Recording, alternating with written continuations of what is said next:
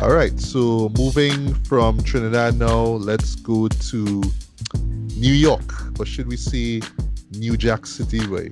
Or should we say Harlem? Because that was where this film was actually was filmed, right? And it's hinted that it's there, but because in the film they call it the city, right? But for argument's sake, it's New York City, right? If you want to just be broad, right?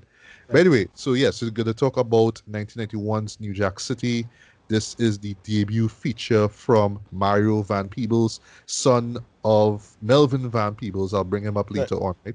Um, and just want to get this out of the way, folks. If y'all might be surprised at this, or maybe not, I don't really care.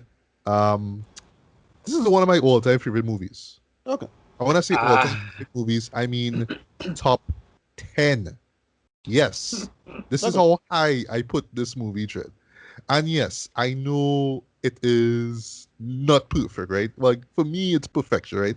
But I would say like it's dated, right? But I mean, oh gosh, it's 1991. It's the period. I mean, there's all that kind of stuff now. But it's is what the movie meant to me, right? Which I'll get into it a bit, right? But what I want to do is just basically kind of just run through my history with the film, how I wound up loving it so much that I'll call it like one of my top 10 movies, and then we just get to you guys individual histories, right? So for me with New Jack City, right? I remember when the movie came out back in '91. I was young, you know what I mean? I was, studying cartoons and, being in primary school and all that kind of stuff. But, TV was on. So I saw the ads for this and I was like, okay, this is really cool, you know what I mean? But, I was a kid and I didn't really know much. It was just a show that was showing in cinema, right? Also, the poster that you would see in the newspapers, that I love that poster, in my opinion. So it's still one of my favorite posters, period. And it's only like a few years later on where a certain TV station called CCN TV6 ran this movie, right? And watched it for the first time. And yes, they would cut out the cussing and a couple of nudie scenes here or there, but I pretty much got the gist of everything. And from that moment, I saw that movie, I was just in love with it, Trent, you know what I mean? And I would actually like see it, uncut, you know what I mean, on cable, a DVD and all that kind of stuff. I own the Blu-ray. I'm proud to see that, right? And yeah, it's just a movie that I totally love to. But I think for me the reason why it stuck with me so much is what it's about as far as as far as gangster cinema, right? As far as hip hop movies and all that kind of stuff, right? Because I'll make the argument that when it comes to hip hop, right? The one movie that a lot of people have on their pedestals is of course Scarface, right, from 1983, right? That's the one movie that almost every rapper kind of looked at and you were like, mhm. yeah, I want to be like Tony Montana. I want to do this. I want to Right. do all that kind of stuff, right? The world is yours, all that kind of stuff. I mean, millions of rappers reference it, from the rapper Scarface himself to Freddie Gibbs and Nas. Everybody in some way, shape, or form owes a lot to Scarface, right? It's like everyone's favorite gangster film. It's my own too, but I still have New Jack City over this, right? But I'll explain why. But you have to be a child, like you were like born in the late 60s or early 70s for you to really feel that film, right? Like, like when the movie came out, it's like, oh, this was like a revelation and all that kind of stuff, right? But we weren't born in 1983, you know what I mean? We weren't born, so we didn't know about that on true like cultural osmosis, right? And then listen to a lot of rap music. Because funny thing is, like, even after New Jack City came out, rappers will still reference Scarface, right? Which I have no problem with. But for me, when New Jack City came out, and I was a kid when that movie came out, and I saw the influence and how it was able to just shape hip hop as well, it was like this was our Tony Montana. It was Nino Brown. It was Wesley Snipes right here. It was the time where you were hearing New Jack Swing on radio. You were hearing hip hop on radio. You were hearing R&B on radio. So you knew the world that this character was placed in. Right? It wasn't like Scarface where it was the '80s and it was electro music and that early '80s pop music kind of vibe. Now, you know what I mean? It was a different time, but you understand why the character of Tony Montana stands so long. But with Nino, it clicked, right? And then also too because it was the '90s, you know what I mean? And '90s film was starting to grow in my mind. I was like, oh, you know what I mean? There's movies like this. There's like Terminator 2. There's these movies and different genres, all kind of stuff. So my brain was just starting to really contextualize what movies were and what music was and all that kind of stuff too. So that's why this particular movie clicked with me, right? And then just how it just took black exploitation, because in essence it is a black exploitation movie, right? But it Right. just made it modern in a sense. It made it Hollywood, it made it streamlined, but it was also gritty. It was also grimy, like shockingly grimy, Dread. And you got great performances from Wesley Snipes. To me, this is like his best role, like most memorable role. Sorry, I know he's Blade, but sorry, Nino Brown is his best performance, hands down, right? Ice-T, who I just always associate as just a rapper. I thought he gave a great performance too. Well, we could argue about that, right? And it's just all these great performances out of it too. And last but not least, too, and this is why I learned later on, the soundtrack and how big of a deal that soundtrack was. Because this was one of the first few occurrences where a movie was used to sell the album, to sell the soundtrack. So it was New Jack Swing, it was hip hop, it was R&B, and we were selling that in this movie, right? And yeah, you know what I mean. Well, even though I got to the album later on, I was like, okay, now I get how music works in terms of marketing your film. And you saw that all through the 90s, right? With movies like Batman Forever, Men in Black, you know what I mean, all that kind of stuff. It's the song for the movie, you know what I mean, that kind of vibe. And to me, I saw it first with New Jack City. And last but not least, though, out of this, it actually spawned one of my favorite R&B songs ever. Christopher Williams, I'm Dreaming. We're gonna talk about Christopher Williams in a bit. We're gonna talk about I'm Dreaming at the end. Like I always remember hearing that song on radio and loving it as a kid. And it's like first time when I saw the movie and the movie ends and they play that song, I was like, oh shit. It came from this movie though? Now I love it even more, Dread. So yeah, you know what I mean? It just holds a special place in my heart. And yeah, that's why I will wholeheartedly say it's one of my top 10 favorite movies of all time, Dread. Tracy, history with New Jack City. Well, first of all, let's start back and go up to the top. In terms of soundtrack, the idea for me of going back and looking at it and checking out the soundtrack myself and realizing that's probably where I first heard "Color Me Bad's I Want to Sex You Up," is kind Yes, of which by the hilarious. way, folks, back in '91, that was a big deal. Dude, That I got into song trouble with was that. everywhere. Kids ask their parents. That's That was everywhere. that song was That like song, that boy. song was life. That We kind of song. laugh at it now lyrically, but back then, boy, it Ah, was the shit. It was the God, shit. I went nuts over that song. So that was like, oh my God, that's a thing. Similarly, like you, Matthew, I came to New Jack City through TV6. I have a memory. In fact, I have this weird pairing in terms of memory of Vampires in Brooklyn, which is Eddie Murphy, Vampire in Brooklyn, Yes, which is Eddie Murphy, and New Jack City. Even though the Vampire movie came out in 1995, and that came out in 1991, but I have a feeling like at some point in time, TV6 had done like a double feature or something. For some reason, that is stuck in my brain. But right. I could you see know, that. Mhm. I mean, it's 91. You're right. It's 1991, and you're young, and it's kind of funny to me when I think about it back, how local television station at like 8:30 or something, news done, music box or whatever it is that they're playing, and lo Music and box. behold, that was another thing I used to love, and Yeah. then lo and behold, this movie, which I mean, I don't think they put any kind of rating on it to tell you, the following is not suitable for younger Yeah. viewers. So we're sitting there watching this. It's my mom, me, and my grandmother. So Oh wow. that's Okay. I watched it solo. I was lucky to watch that solo. nah, because nah, my grandmother's the kind that used to sit down and watch it and be like, "What is he doing? Why he had to do that?" So I was very much there for that. For me, I had the opposite feeling even back then, and going back to look at it now, I have a greater appreciation for New Jack City now than I did then because I remember thinking, even in 1991, the idea of because back that was during the time when everybody had the running joke that black people in Hollywood was either like a druggie or a drug lord or they die first in the horror movie or in any movie.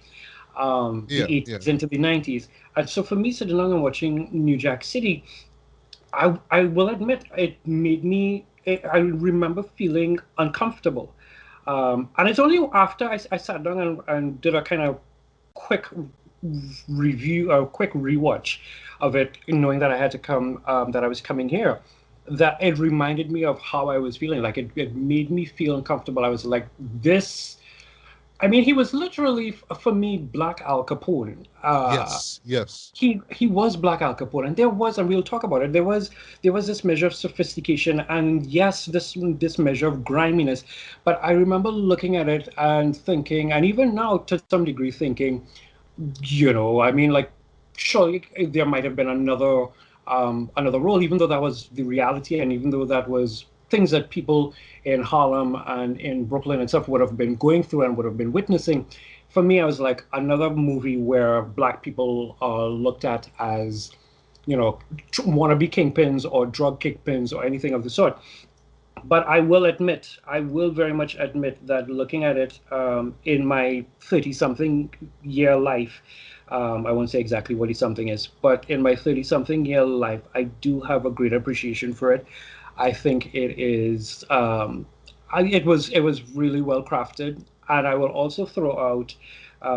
It kind of made me chuckle that this might have been Ice-T's audition for Law and Order Special Oh, Victims yeah. Yeah, I know, Yes, right? because like him, there's that scene in part of it where he's like, I should shoot you now, and he has the thing, and I was like, yeah, yeah, yeah, that is Detective What's His Face from Law and Order. So I mean, it's good looking back and looking at it now and kind of being like, I see what it is that they were saying. I'm laughing a little bit more in terms of some of the lines. There's a $5 line in there that Nico says that kind of Yeah. just Oh, Classic. oh yeah, we gonna bring that up. you know, that is some stellar writing, if in I at least for know, that line. right? So yeah, so a little long-winded, but in essence, it's a good movie. I had some issues with it when I was growing up because I was a little afraid of how it was portraying black people, in general. But I will give it credit for being a truly stellar film. And again, in terms of soundtrack, because you know how I love soundtracks. In terms of soundtrack, getting to realize where my quote unquote my song came from is a whole other scene. So that's me in New Jack City. Yeah, like it took me a while to realize, that Color Me Bad song that you were hearing on radio, umpteen amount of times came from this movie. What? You know what I mean? All right, so Ricardo, your history with New Jack City, and if you could kind of relate it to Scarface or how you think it compares or whatever. Yeah, it's one of these movies that I like but never loved as much as other people did. Um, and it's really the West Snipes thing. And what happens is that his movies is a movie I never see until relatively recently. I think I saw this the first time when I was like, I don't know, like 19, I think. I didn't see it when the time. I saw it way later after everybody. Okay, Uh, okay, I got you. so yes, it's one of those movies that never impacted me as good as it could have. Um, but still like I consider it a great film, what it is. And it's yeah, again, as I say, at the time when I'm looking back at it, I'm like, oh, okay, this if I did see this when it came out, I would have loved it. That type of thing. Yeah, there's a lot of great lines. It's a great crime script. You can't go wrong with like a simple script that's smarter than the average bear. It's like, okay, much like how Boys in the Hood was, or other Which movies. came out the same year, by the way. Same, right? Exactly. Yeah, It's and just speaking of same Menace to year, Society as well. as a society, right? well, yeah, It just Menace was 2 years later, but Oh just shit. just quick thing, this was also the same year that Jungle Fever came out, which right, two things also starred Wesley Snipes. Well, he was right. in the leading role. I'd also talked about drugs though, which I was Hmm. Yeah, like yeah. first time I saw Jungle Fever, I thought it was weird that it kind of squeezed in, the issue of the drug pandemic, basically. Right. Epidemic, sorry. But in a similar way to how this movie does that. I thought that was like quite Right. fascinating. So yeah, Oh go no, ahead. yeah, like it right. That is a big thing about it. Is it has very interesting commentary on what we call the war on drugs now and how it flaring up now again. In the modern parlance and discussion. Um, I again I can't say I super love this movie. Just is, but it is a great movie. For what it is. at the time. I don't know. It just has so many other films that came and went, and I know this one is the big iconic one, but this one never really landed with me. Again, because I probably saw it so late, to be frank. um, Right, right. that is one of that. But that's about it. That's how I feel about it. All right, so I take it you're more of a Scarface fan than a New Jack But it's fan. thing, I never Scarface is another one of those movies. Again, is only the sheer osmosis of it. But again, I'd never get into it simply because I didn't see it. So it's like, okay, I get why I like this. I get what Nas rapping about, but I didn't see the movie yet until later. Is that Scarface? I saw pretty late too. I Yeah, saw, yeah, me too, me too. I yeah, saw it like in the 2000s, I think it was. Yeah, right, yeah. exactly. Um, I was like, oh, okay, they're making this up. Oh, it's like, oh, that's another reference to Scarface Styles P made. Okay, or something like that. Yeah, So yeah. it's Oh, and that. that's where "Say Hello to My Little Friend" came from. You know what I mean? Right. Yeah. Exactly. Yeah. But you're right, right. But the thing I want to mention, like within this review here, is how it references Scarface and how it also subtly references, gangster films of like, the 30s and 40s now. And kind of just gives you a modern take on it, like a modern flavor. And also black exploitation, because there's a particular reference, visual reference, one of those blinking and missing moments that yeah, like shows one of the OG black exploitation films, like in this movie here. But I'll get to that in a bit, right? So yeah, kicking things off with the review. I love how, like, even from the first time I saw the movie, right, when before you see the opening shots of the Empire State, sorry, of the Statue of Liberty, right, you know about to witness the strength of street knowledge, and this was before I even knew this was from the intro to NWA Street Outta Compton. I didn't even know that as a kid, right? I didn't even know that was Dr. Dre said that, right? It's only later I was like, oh, okay, okay, that's from that song, okay. But to open your movie with that thread, just literally telling Hollywood, literally telling viewers, this not gonna be your ordinary Hollywood film, huh? This gonna be grimy. This gonna be as real, not real. You know what I mean? Like I would say stuff like oh gosh, Menace Society and Boyhood. That's real stuff, but this is more like a heightened, yeah. like a heightened take on the reality of things. I was like, Exactly. wood, wow, you know what I mean? I love that, right? Mm. I thought that the opening shots, were great as well. You know what I mean? Just overhead shot of like the city. You see how grimy everything is. You're hearing this like montage, this news reports of this all this stuff about crime and poverty and unemployment, all that kind of stuff too. And then in a true stroke of genius, right?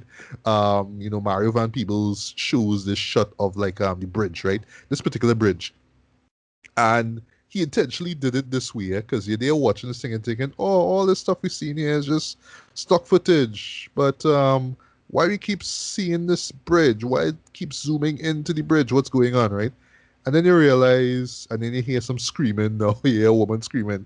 You realize, oh, there's something going on here, and this is where we introduced to the Dudder Man, who is played by the late great Bill Nunn, aka Radio Right. Rahim, rest in peace, holding a guy by his legs thread over the bridge, and his girlfriend is screaming, and the camera just keeps zooming in until they cut to the next scene. And I was like, wow, y'all just set the tone of this movie right here perfectly. I would not lie.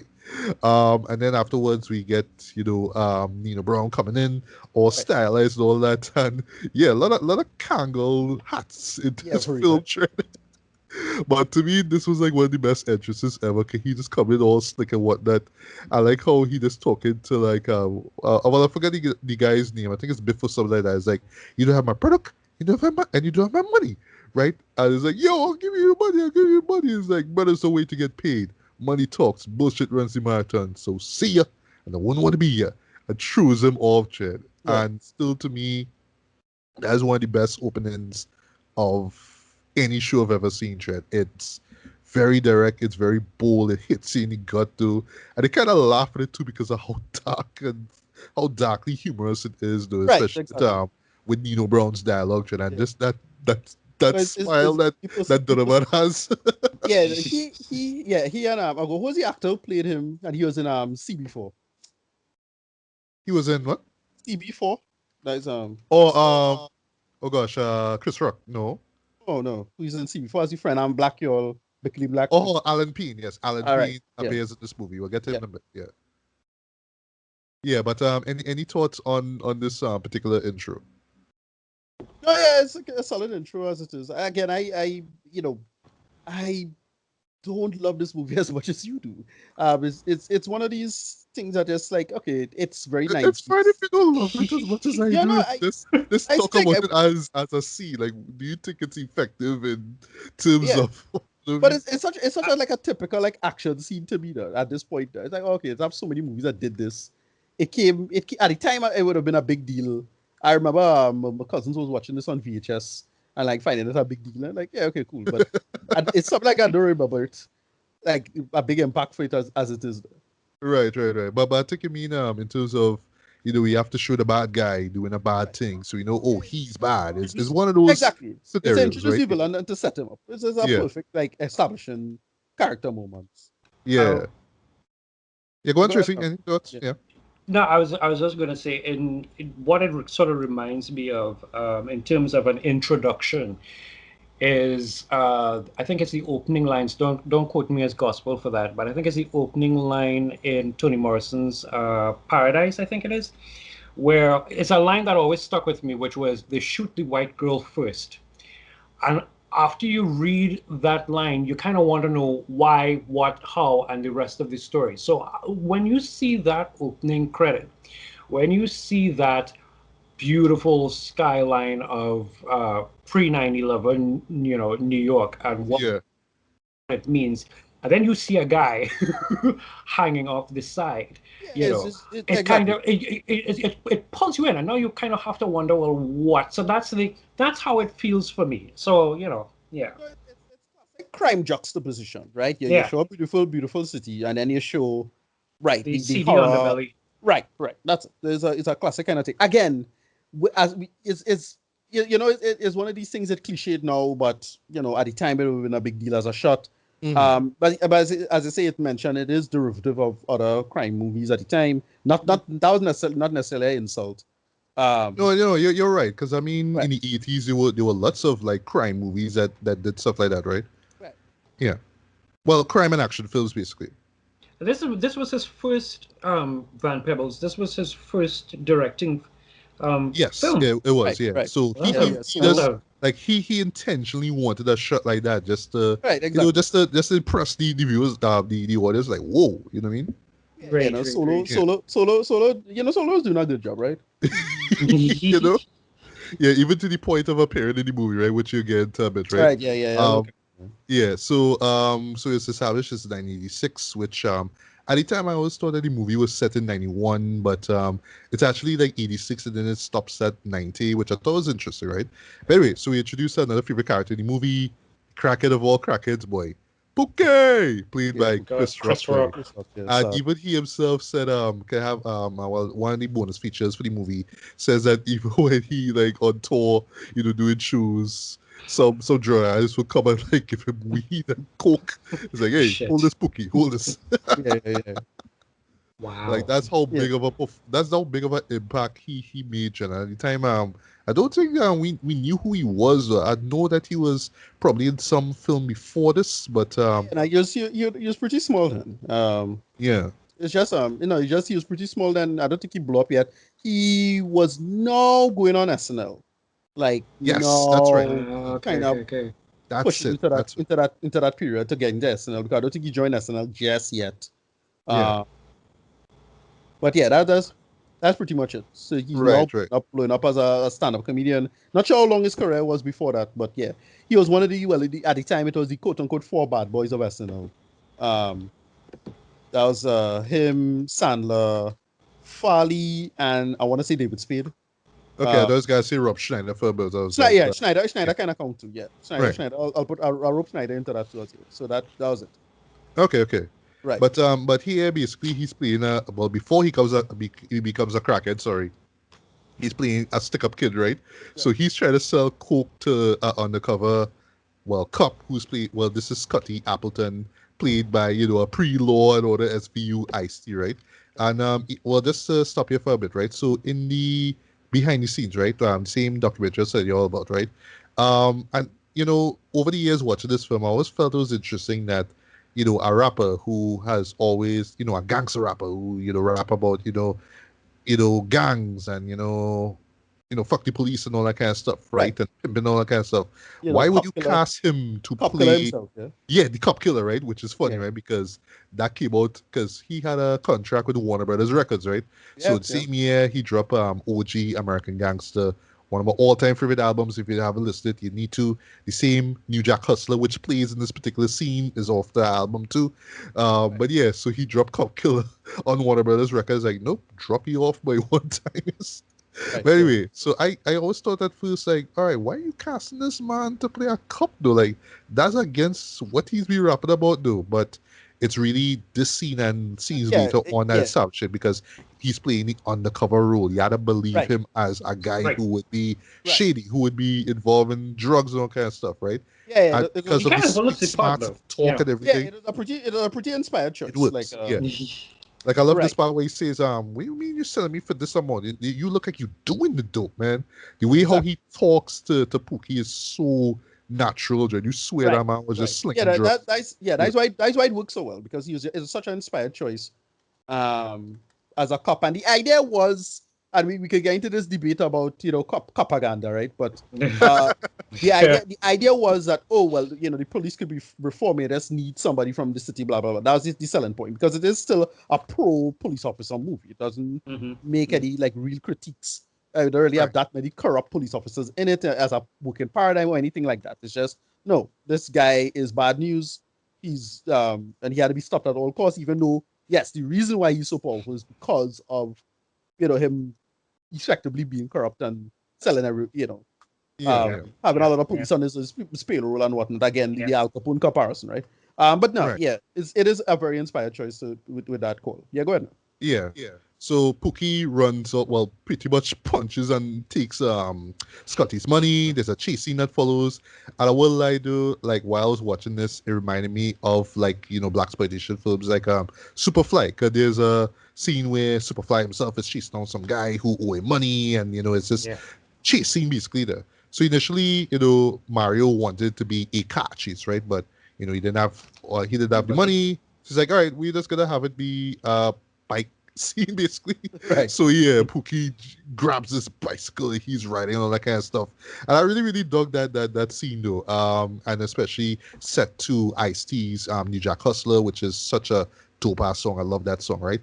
Always love that shot of Pookie, riding down the steps themselves. You know what I mean? It's just always one of those things like you always always picture. If I was in that scenario, Trent, I wouldn't even do that. Like I'm sorry, I'm being chased by a cop. It's like the guy had a gun in his hand, or he got to stop to shoot.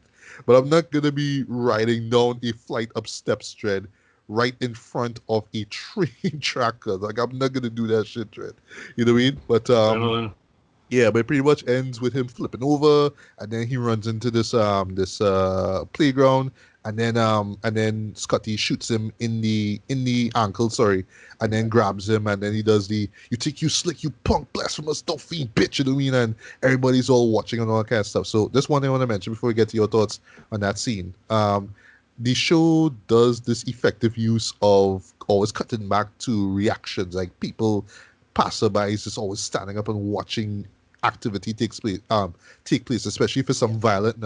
So like when Scotty's trying to subdue Pookie, you see like people watching like what's going on, and yeah, guy saying he's kicking this monkey ass, which is so early 90s. Yeah, that for real. monkey ass thing. Rebel House Party, you kick this monkey ass. It's that. That's a movie. Yeah, but then you see a particular character who show up later this week, Kareem, played by Christopher Williams, who sings the song at the very end. I was like, okay, I didn't know it was him till like years later. Okay, they bring the R&B singer, the Teddy Pendergrass guy, what I mean, to play one of the drunk guys. That's interesting. That's really interesting, right? But yeah, Ricardo, any thoughts on that particular sequence? No, again, it wasn't all that special or memorable. It's a good scene. I mean, it's as a recap for this is not something I would have focused on, to be frank. But yeah, it's just a silly it's a very silly chase in my opinion. Like it's one of these things that again, very early 90s. No, it is. No, I Yeah, will lie. yeah, No, it is. yeah, It is early 90s. Like yeah. I'm Very watching this and super. yeah, I would admit, yes, it's dated from the Yeah, music it to the dated as little hell. electric guitar music that they play after New Jack Yeah. Hustler. It's very, No, very it's one dated, of but those. I kind of It's love it at the same yeah, no, time. it's one of those you could tell. As I say, you mentioned it was supposed to be a car chase instead kind of thing. I was like, yeah, it's clearly they kind of run around. They rigmarole their way to getting the scene done and make it as Mm. exciting. And Mhm. it's typical filmmaking. One stuff of hey, you don't have a budget, you have to like stop, but you need the scene and you need to set Yeah, up the yeah, character, and it fills in it reasonably well given the circumstances. And again, it's a crack. It's a addict character who clearly using the drugs as well. So it Yeah. works in the context of it, in the hood and all of that. It's fine. It's nothing. But again, there's not the part of the movie I remember. All right, all I right, all right, all right. Ice-T. Tracy, thoughts? No, just random. Ice-T running at all. Right. Because his head is doing a thing, and like the way how Ice-T runs, and then that coming on towards the end of it where the money goes cat spraddling and everybody just, that for me is pretty cool because anytime if I was in that scene and money just go flying and I need that, I would grab a stash myself and then to hell with the consequence thereafter. Yeah. But yeah, that's the kind of thing that sticks with me. Right, right, right. So next character we introduce is G Money Boy, one of my favorite characters in this movie, played by Alan Payne, right from Right. CB4, right? Right. I love this scene that follows because you see him playing basketball, he real shooting off anything, he's just a jokey guy. You know what I mean? He just all about hanging out with the boys and showing off, and he's a player and he's slick and all that kind of stuff, right? But there's a great moment that you kind of forget about, but they kind of establish it here where Nino meets up with him now, right? The other man is driving in this Jeep, which is so early 90s, by the way. Yeah. The All them Jeep. rocket Kangles, by the way. Yeah. Cargill's the Jeep, because Jeep was such a thing for some reason. That old open Jeep thing. You know, So you much see it in gold. so much music videos, right? Yeah. And And then yes, of they're course a gold rocking chain. these thick gold chains, by real, Dude, real it's slick the Rick shit, like. rings though, and I was like, nah, I'm not walking outside with that. Look at the size of those gold rings. I mean, But it's like yeah, covering But in the all late my hand. 80s, that was what rap was. It was about how much exactly. jewelry you flash, you know. Dude, I forget. I think it's Meteor Man made fun of that basically premise. Like the Golden mm, Boys was more or less Wesley Snipes. Right. Yeah. Yeah. Same. I thought it was the same joke, effectively. It's that. Yeah. Right. So there's this great scene, where they're talking about, and basically G was talking about, yo, you know what I mean, onto something, Dread, and he shows him this little capsule with what would basically be freebies, right? So Right. like just the original composition, if you want to be all technical, of what would be cocaine, right? It's like, well, or you should say Yeah. You kind gotta of like the separate the base. residue, Yeah. right? Yeah, the residue of it, basically, Yeah. right? Right. So yeah. So when they Yeah. call base, it's you're freeing the base itself. That's the whole. Yeah. Because okay. So speaking of that, the one relevant modern thing, I have been reading the latest book by a guy called Dr. Carl Hart. Uh-huh. And he's basically his whole career and his whole modus operandi is effectively showing the drugs not that dangerous, and the war on drugs is like largely unnecessary and whatever, right? Yeah, he talks about this movie. He does make a reference to in that sense of the whole. Yeah, it's selling the image of the war on drugs at the time and the demonization of drugs and this whole paradigm that this movie sets up so well.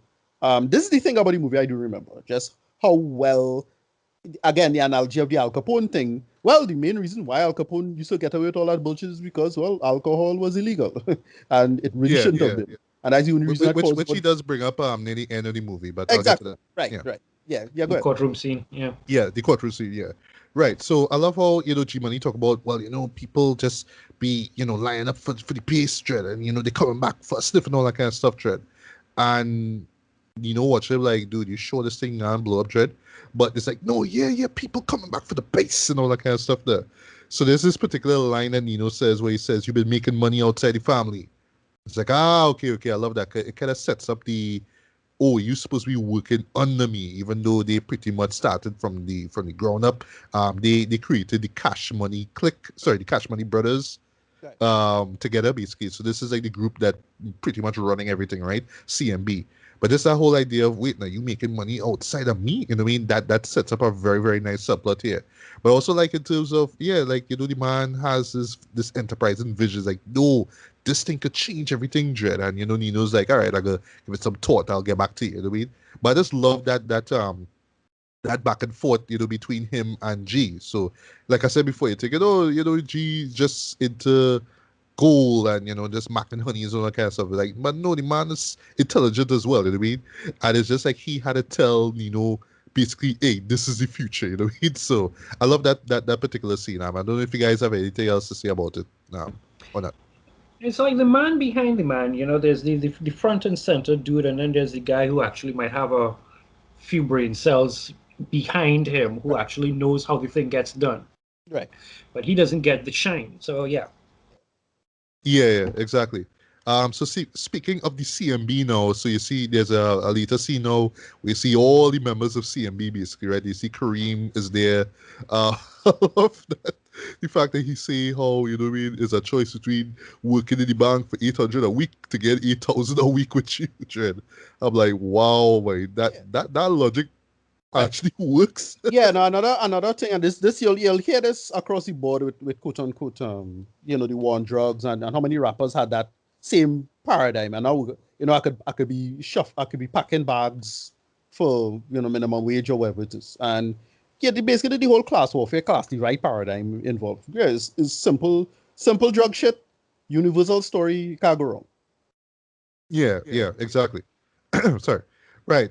We also introduced to Keisha, who is this badass quote unquote enforcer, right? She's played by, so in the credits they show Vanessa Williams, but it actually two things. It's not the Vanessa Williams, it's not, Right. the R&B singer slash No, star just alongside Arnold Schwarzenegger in Eraser, Kids Ask yeah, the right. Parents. Vanessa Yeah, Williams. It's not her, it's Vanessa Estelle Williams, right? Soul And food. she's not soul food, the right. sister at all of Christopher Williams, neither. You know what I mean? So it's just two different people. They just have the same surname, right? So that's it, right?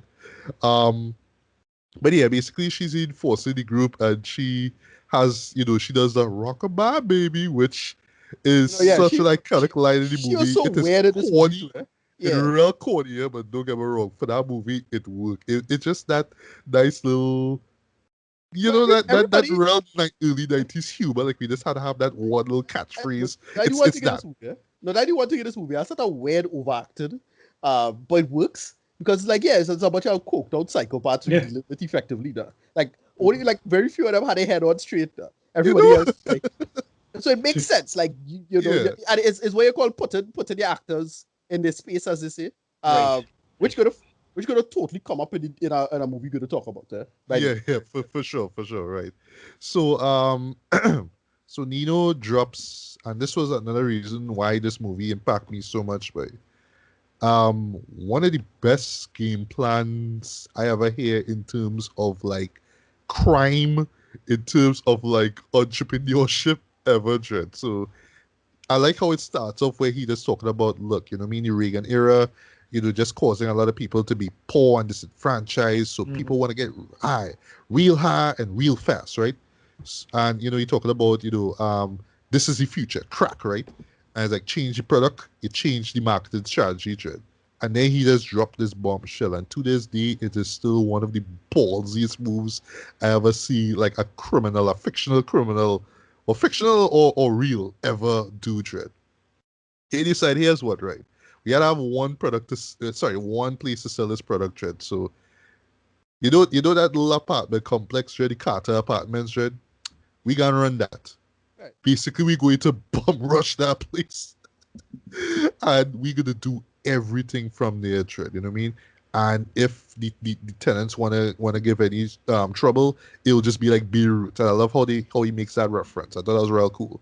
But I don't know, boy. To me, that is either madness or genius, in my opinion. I Right, say it's right. the latter. As I say, it's so crazy it could work. Yeah, and you see it play out, though. Like literally, yo, we going in there, we going to control this entire apartment complex, Dread. That's it. That's the plan.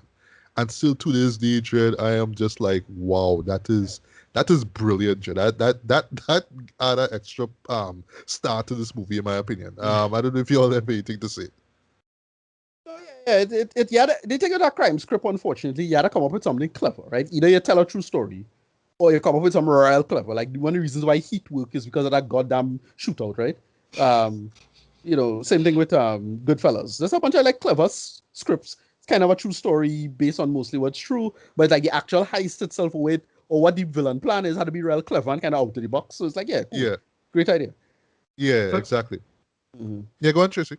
sorry about that. No, for me as an ad man, sorry, as an ad man, that whole presentation delivery, which ends, of course, with the rollout of where each person is going to be in the building and who's going to handle what and stuff like that. That for me, I actually quite like.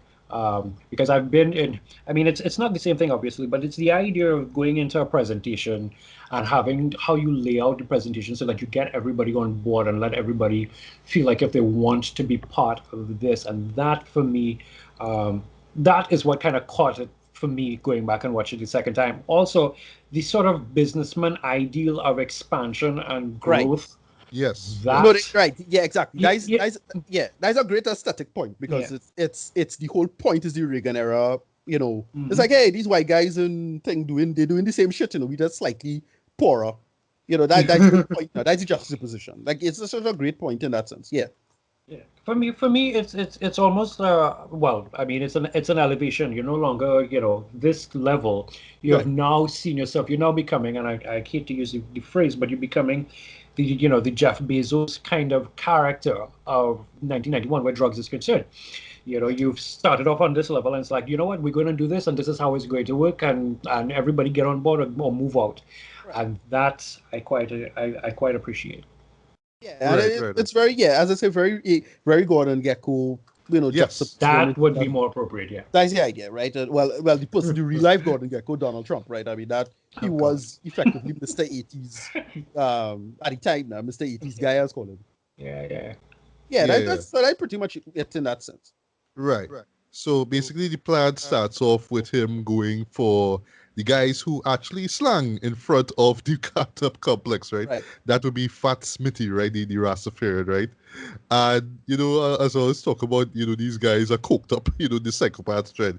You really see that in terms of the way how they just roll up to the guy as like, Fat Smithy. When they talk about, your services in this community are no longer required, the Keisha come and literally plant a bullet to the guy's head, dread. And I just love, like, in terms of the angle, you know what I mean, how the camera, turns when when he collects the shot now, and then the reaction with the people, dread. But is the moment where you see G Money talking, and like, even when I saw it the first few times, I mean, the scene itself is still shocking in my opinion, right? But is the dialogue that he gives afterwards that makes it a little over the top? 'Cause he's like talk about that's how you do it, guy, man. You shoot a guy in cold blood in broad daylight, ha ha ha ha.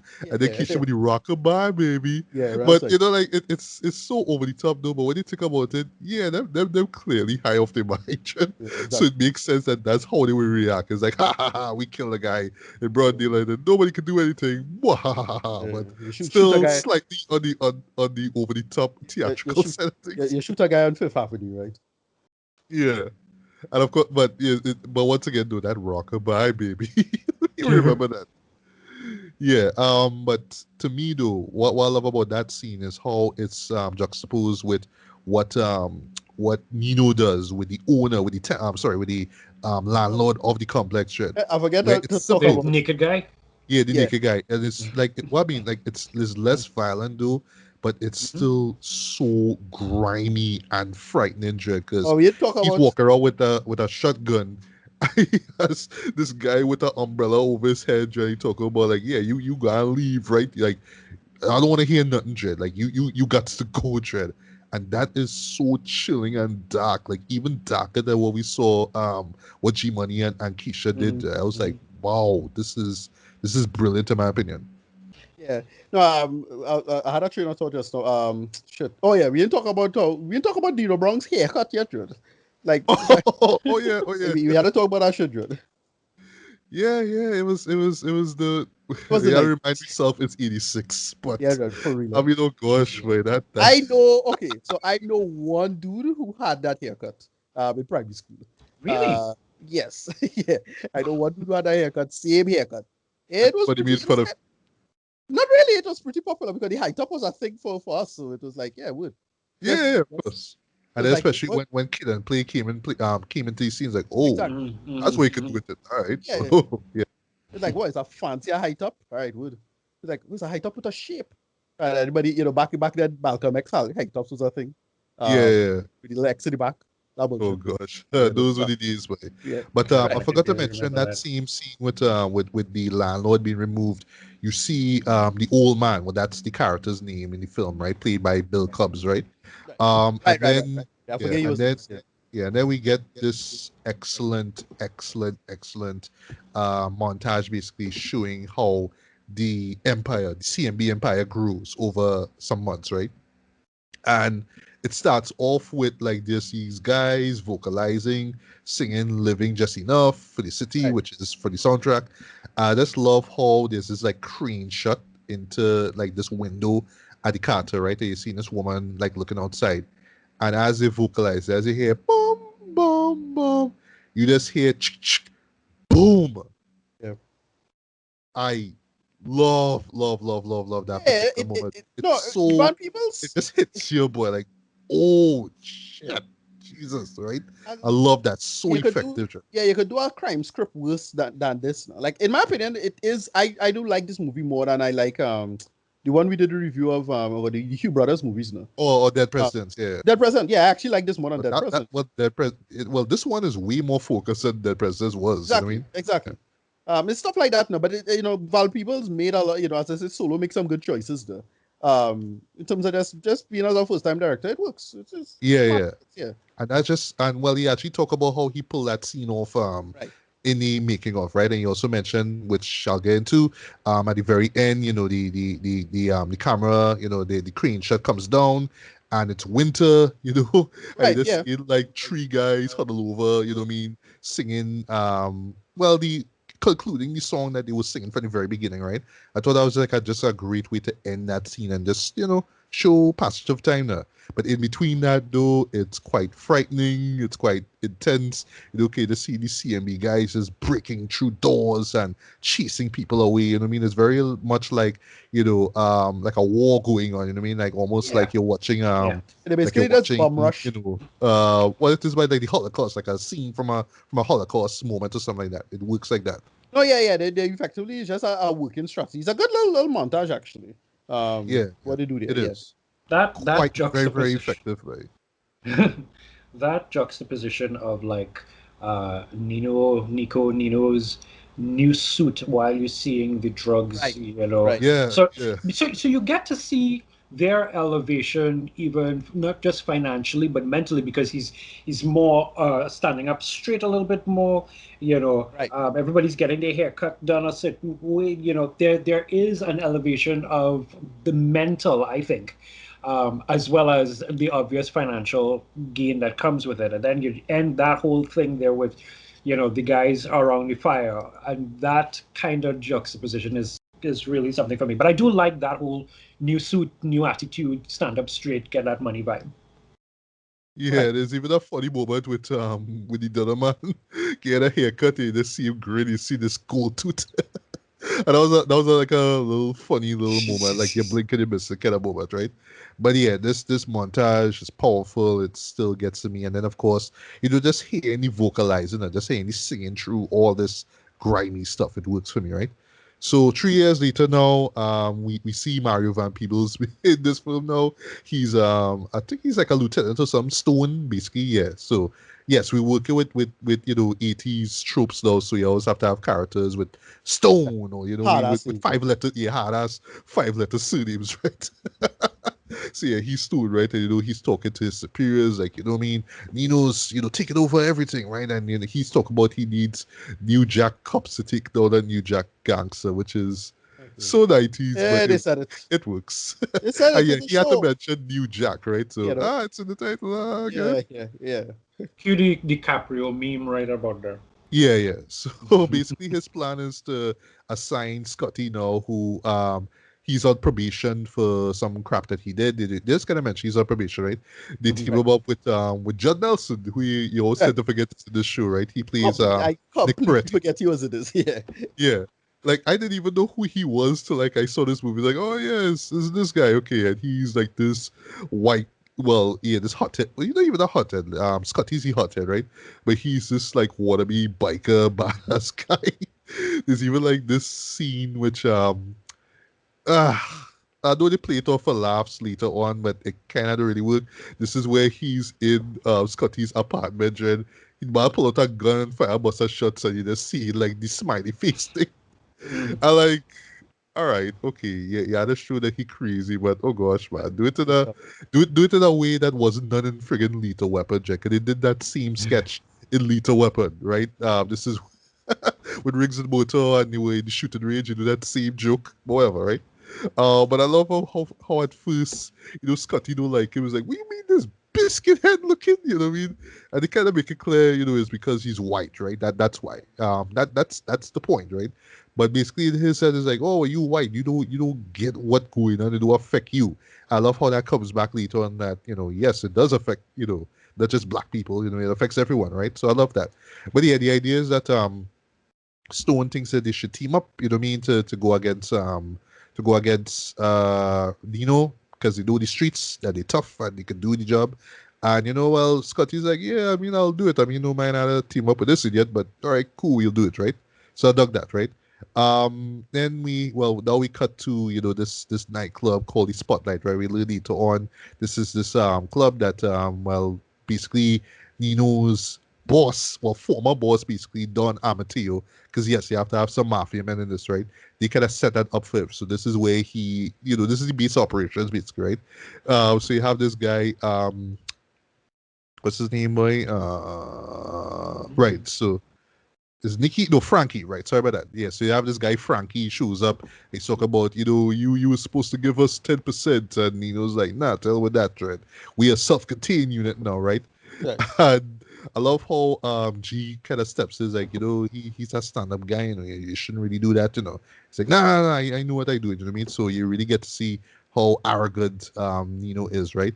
Right. Um and back at you see Amatillo's joint, which of course is some kind of restaurant, right? Because of course, right? Frank, he's telling you, Don, my snitch was right. And you're thinking, I wonder who's the snitch, right? It's alleged that it is G Money, but it probably is somebody else though. But he then comes to say, you see, G Money, he was cool, right? But basically, what the point of all this is that basically stopped working for the Italians, right? So he's working Right. for these Peruvians now. So that's where he get the coke from. It's like, all right, cool. So he don't need us. All right, well, we'll ride for him soon enough, right? Um, then we get a scene which pretty much is inspired by the real American gangster, Mr. Frank Lucas. If you ever saw that movie, you Right. really should. Great movie in my Right. opinion. Yeah. Yeah, the handing out turkeys scene, right? But Right. basically, it's to show it's Christmas, and yeah, I mean Nino has a heart of gold, so he's handing out turkeys and all that kind of stuff, right? And you see basically Scotty and Nick, on top of this roof, observing what's going on, and then Scotty see, hey, it's Pookie, right? But Pookie is now a full-fledged crackhead, and this is where we get to see, not just Chris Rock's acting, but his humor, right? He cracking joke, he talk about, you look like a ham with a belt on it, or some kind of crap like that, like a potato with a belt on it, something like that. He's like, yo, Nino, man, you know me, man. Come on, give me a turkey, man. Come on, man. I'm hungry, man. All that kind of stuff there. Right. And, does your little backstory thing. It's like, look at you, Dre. You started off as a stick-up kid, got to become a crackhead. Look at you, ha ha ha, right? Hey, clean yourself up and one day it might work for me, right? So I Right. dug that little moment. And it's kind of funny him getting a full turkey. He's like, hi, we like look at this idiot. Just give him the whole thing, right? It's funny, right? Um There's that little clip there where he turns, if I'm not mistaken, he turns to somebody and says, anybody wanna? He was trying to sell the yeah, turkey off. anybody want a turkey? Yeah, trying to sell the turkey off. Yeah, yeah. And no lie though, I know this is like Chris Rock's like one of his early performances though, but to me, I think he was perfectly cast as this thread. You Yeah. Yeah. buy him as this Pretty good crackhead at this who, actually. yeah, who would crack a joke ever so often, Jay, but he would flip out the way crackheads do, right? Yeah. I do love the fact that he's still rocking this little limp, you know what I mean, from when he got shot. It works, right? The following scene was and still to me is pretty frightening. This is where he's talking to this girl, this female crackhead. He calls the prom fiend, and it's just them like talking, and all of a sudden he get mad at she because you know what I mean, I gave you all this kind of stuff, and you know why you acting like this, and he just starts to pummel her now. And Scotty is there in disguise, and he removes her basically. And this little scene you kind of blink and you miss the moment where Gil mother and all try to pull him off of him, you know what I mean? And Scotty kind of pushes him over the wall. And they well, remember early 90s stuff, right? So they have to do that kind of didactic Afrocentric, Yeah. dialogue. You're a poor excuse for a brother, man. You know what I mean? They do that, right? And what I love how is where Pookie's like, oh shit, you's a cop, you know what I mean? He's like, no, shh, you know what I mean? Shut up, right? And all that kind of stuff there. Then he put the gun to him, though. And then we get, probably one of the most famous scenes in the movie where he's talking about, man, I'm sorry that I hit that girl, man. I'm sorry, man, but this coke, man, this crack, man, it be calling me, man. It just be calling me, man. It's just how, like, the use of, like, light blue in that scene, how it focuses on Chris's chapped lips, though. It's just such an impactful scene, though, yeah. Especially how he whispered, "It be calling me, man," all that kind of stuff. There, I mean, it totally works. I don't know if you all have anything to say on Chris's performance up to that point. Oh no, yeah, it's good. We already mentioned that. Yeah, it's pretty perfectly casted. It's what with Chris Rock is his body. It's like, sorry to say it's kind of look like an actual crackhead. So when you see him, is a sound. I have to ask. I mean, the world that we live in now, we obviously know better. Right. But is that just the stereotypical, what I suppose a Hollywood writer thinks a crackhead says, looks, acts like? And I understand that, in the 80s and the 90s, you had the drug epidemic, and then that moved into like the AIDS epidemic and that kind of stuff. But there's one of you said it earlier, I think it was Matthew, talked about the stylized nature of it, that even in terms of a crackhead, not every person who suffers from substance addiction is looking like that. And that's one of the things that... Mm-hmm. Yeah, no, that's a trade-off point, I'll argue, for the time, right? As I said, it says a lot about that. I was surprised how ahead of its time in terms of understanding the drug war was. Right. But at the same time, it's still a lot of it was a lot of propaganda. Sorry to say, in my opinion. It did a lot of that, unfortunately. But yeah, it's the trade-off point and the kind of decisions at the time. It's 1991. Sorry, you ain't going to really get better than that. Right. Right. So pretty much Scotty get inspired by the calling me, lines.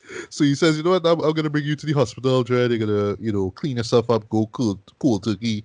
Then we just get this montage of him, just try to deal with it. Of course, they have to set it to electric guitar because it's a early 90s movie. It has to be so soulful, like bing, bing, bing, bing, that kind of thing. Right? But you do see, his acting range in terms of, trying to kick, really trying to get off this crack, but I don't think this, Narcotics Anonymous meeting's gonna help me and all that kind of stuff there. But eventually he wises up, he exercises and all that kind of stuff, and he's back to normal, right? And so conveniently, he's like, you know what, yo, I'm a new man. Well, he doesn't say that literally, but he's like, you know what, now that I'm clean, I want to help, you guys. That would be the police, right? I want to give back to the community, Jet, so help me. No, I want to help you all bring down Nino Brown. So like, all right, okay. And it's like, well, cool, because look, I actually got a job. I'm a lookout. It'll be from 7 p.m. to 7 a.m. So yeah, you know what I mean? I'll help all day, you know what I mean? And of course, Scotty's hesitant, but it's like, all right, cool. Well, we'll have you, you'll be helping us, right?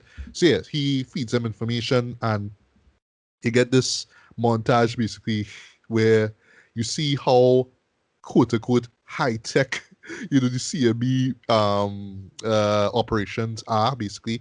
I love how he just kind of references stuff like Mission Impossible with the Right. key card.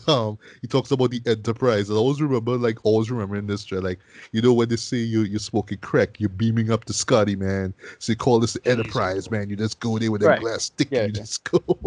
I was like, all right, I like this. I like this. I like how he just making all these like references to to pop culture now. Right. He talks about the drugstore, which is so iconic. We just everyone there have no shirts on. Women are topless. I just more or less bagging the crack and all that kind of stuff. Yeah. You know what I mean? And in retrospect, it's very, very, very intricate. Just very, just how everything put together though. But Yeah. still over the top. But once again, it's Nino Brown. It's go big or go home, right? So yeah, everything had to be disorganized, this THIS organized, right? But it's like really it had to be that over. It had to be that organized, right? Like it's. But I understand. I mean, it's you buy the product. You can either leave with your product or you stay and you get heighted, basically, right? So that Right. works, right? And I love points for when he mentioned the Marvin Gaye line when he says, the boy that made sleeves out of men, that's Nino. I was like, okay, that's profound. I like that, right? Mm-hmm. So now we cut to 1990. The decade has begun. You see Flavor Flav saying "Happy New Year, boy," that kind of stuff, right? Right. Yeah, Flavor Flav shows up twice in this movie because how It- big a it's deal he was back then, right? it's the early Public 90s, and yeah, he was like the number one hype man. yeah. Yeah. Right. So we have this great scene. This is basically the CMB tour scene, right? So they're all in the spotlight having fun. Well, the CMB members there, of course, dressed in red because he's the devil, right? Okay. Ba-dooms, right? And this is like one of my favorite sequences. The whole "Am I my brother's keeper?" Yes, I Yes, I am. am. That's just such a iconic moment. I love that, right? And then this is where you hear, New Jack Swing music itself, right? Because you have this performance of the song New Jack City, title song of the soundtrack, which, yes, that song is dope as hell, even though, yes, it's very much that New Jack Swing style, right? If you know what it is, it's just a mixture of R&B, hip hop, and yeah, basically swing and jazz music from like the 50s and whatnot, right? But it works, right? And then, well, while all this is going on, you see Frankie. Well, his name is Frankie Needles, actually, right? He shows up with a gift basically from the Don, and it happens to be this doll. It's like an overseer. And it has a whip around his neck, what I mean, basically. And you're like watching, Yeah. like, oh, okay, that's where he at, and it's hold him down. And I just love this shot, though. Like, just pulls on the switchblade and cuts off his ponytail, dread. And I mean, like, I love that. But Keisha, boy, so there's this kind of big looking Italian guy, right? So as he's about to pull a gun, Keisha pulls a gun at him and say, back the fuck up, Gigantor. Okay. And I'm like, you know what? I'll let that slide. You know what I mean? 91, Gigantor, but oh gosh. Gigantor. Like Yeah. of all Everybody. the references. Let's remember. Everyone is on coke. Yeah, it is just That's so the over drugstore. the top. Yeah. Exactly. Oh my god.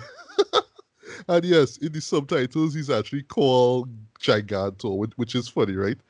Anyway, so during the whole musical sequence where we hear the New Jack City song, we see Uniqua, right? Who's just dancing against the groove on, right? And wow, boy, subtlety in terms of dialogue, right? So you see Nino and G Money watching her, like real eye, the. It's like, hey, that's Keisha that you were with me over at Frankie's strip joint. It's like, yeah, man, you know what I mean? I was over with her, I hit it once, but that was it, man. I gotta know a better, man. All that kind of stuff there. I'm like, wow, okay, so you hit it once, you go, all right, cool. So you have no problem. Right, moving on. But they pretty much established later on that Nino hooks up with Kareem's cousin, right? Right. That would be Selena, but I believe that's her name, right? Right. So moving on. So this is where we get the first Scarface moment, right? It's the first of two, actually, right?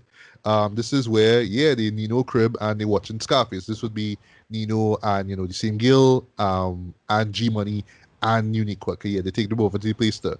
Of course, this is say hello to my little friend moment, and, Right. like, I will always remember, like, see that for the like I think it's like right after I finally watched Scarface, right? Because I saw this movie before Scarface. I think this is why Right. this movie resonates so much more. Mhm. Is where they say, one day, we're gonna be like you're gonna be like Tony Montana. The world is yours, man. But it's like we won't be careless like him now, would we? You know what I mean? And I Right. always dug that though. To Yeah. me, this is why I would always pick this movie over Scarface. I know Scarface is a Well, classic, but right.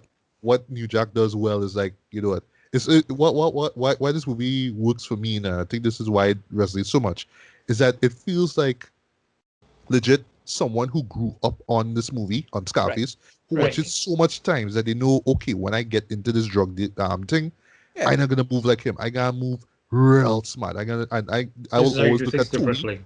Yeah, Right. right. So I want to be like him, but at the same time, I'm not gonna make the same mistakes like him. So to know that I had people who grew up in that generation, who grew up in that movie, I could come and say, okay, I gotta do something different. That always stood out to me, Dread. So that's why I always felt this movie was so much smarter. It is. It's like Scarface, but we're gonna do our own thing. It's almost like, wow, Yeah. this man real Well, smart it's though. yeah, Yeah. it's a good framing device to show. All right, this is the again good the theatricality at the time of this Mhm. is real and we won't real people won't make dumb mistakes like the movie did, that kind of stuff, right? It's that. Yeah, exactly. So Uniqua does this little lap dance thing, and uh kind of crappy ADR moment. So Yeah. it's not her talking, and she's talking about what you need is a son, me, a progeny, somebody to fill in your shoes, and it's like the camera just like going like pan up on her. I know it's not her seeing that they do that in ADR. It's one of those moments I wish they could have done better. But basically, here's where we hear "Color Me Bad" song. I want to sex you up. It's like, well, remember first time I see this movie, it's like, wait, that song came from this movie? Yeah. Like it was actually in the soundtrack for this movie. He was like, what? Okay. It still stands out to me though. But the black exploitation reference I was talking about earlier, right? What I want to bring up is that if you notice at the background when she's doing her thing, right? And Nino's watching her, all drunk, what I mean, drinking the champagne. And well, this is right after he disses the girl, his girlfriend, talk about, oh, she can't make no babies, all that kind of stuff, that being a real asshole, right? And she walks Yeah. out. It's not Scarface that they're showing, but it's actually Melvin Van Peebles' debut film, Sweet Sweetback's Badass Song, Right. Oh. which is one of the first black exploitation films. Like the Right. film that pretty much let people know, hey, it's possible to make films like this, right? Right. So I'd always dug that Mario paid tribute to his dad, and I was like, you did your thing, I'm doing my thing. Just, We were in the same genre. Okay, that was cool. It's one of those things that's that a people cool don't little note. point out, but they're like, yeah, this is real cool, though. You know what I mean? No, I was saying that's a cool little note. That's a cool little note. That's a cool vibes. Yeah, it is, right? Right. So back to Pookie now, right? So Pookie, the police have him like wired basically, so he's gonna go in and just pretty much record what's going on, right? But unfortunately, when he goes in, to do his lookout, work, um, he's promoted now to work at the drugstore. Bum bum bum. Yeah. And yeah, we get this really great. Well, before that, actually, though, we get this nice bit of character development now, where basically, Scotty's telling Pookie, yo, you know what I mean? Uh, like you owe me, you owe this community, you even owe my mother, man. Yeah, you know what I mean? She was shot one day, didn't take any jewelry, didn't take any money, just blow, you know what I mean? And she was dead, man. You owe Pook, you know what I mean? And it's just that burn that literally is placed on Pookie's lap, basically. Yeah, kind of make him go back to taking drugs, right? And yeah, you just really get this great moment of just and once again on the nose, but it works though. We hear him wearing the America shirt, and he's just looking at that crack pipe, and he's not sure what to do, but then afterwards he steals a couple of capsules and goes home and takes that hit. And there's that great shot of him with his shirt off, and you just see just how skinny this guy is, right? And That's he's freaking just taking scary. a hit. Yeah, it's scary though. And when they use this really cool kind of like trombone, the same thing we use in Jaws, sorry, that sort of Right. trombone Right. camera zoom, but you could tell they kind of pulling back as well. It's Oh, it, it's kind yeah, the dolly zoom, yeah. yeah. So it's like they do it in camera and like physically Right. and in camera too at the same time. Right. So Right. Yeah. it makes it really disoriented. Yeah, so it works too. And then afterwards you see him back at the drugstore, and yeah, he just out of his mind though. Once again, poor ADR again, because you know he's not seeing this, right? This is where he's doing the exercise, he's doing the 1 and the 2 and the 3 and the 4, you know what I mean? But you Right. know his mouth not moving, right? So of course, G and the other man realize what's going on. It's like, what the hell wrong with this guy, Dread? And they start to beat him up. It's like, oh shit, you wired. Whoa, you 5-0? All right, yeah, we're gonna take him to the back and mess him up, right? They throw down because they basically had this this belt with a camera in it though. So he's looking at us like, yo, I need help, right? And then, Right. well, Yeah. yeah. Yeah. But it's funny though that at that particular moment where he's like, yo, I need help, is when the guy is finally decided to read Carter. You know. Like, you know, the guy was getting Yeah. beat up. You should Yeah. be Yeah. moving though. Yeah. Yeah. Yeah, but the following scene is basically a standard action sequence. It works too.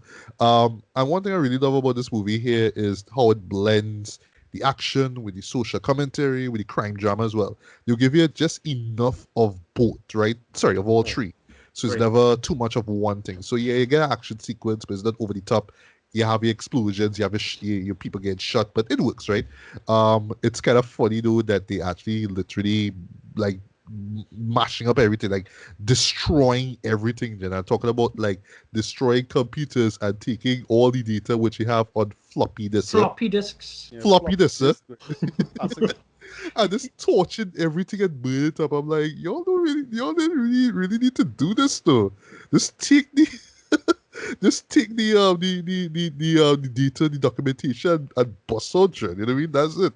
Not burn the interior of the place down. Like, why would you do that? You know what I mean? Nah, I call that the scorched earth policy. So you leave a place and you're done with it. That's so. Yeah, but then again, it's Nino Brown, right? Go big or go home. But I mean, oh gosh, man, don't burn up, don't burn up your business just because you get because the police roll up in the corner, man, right?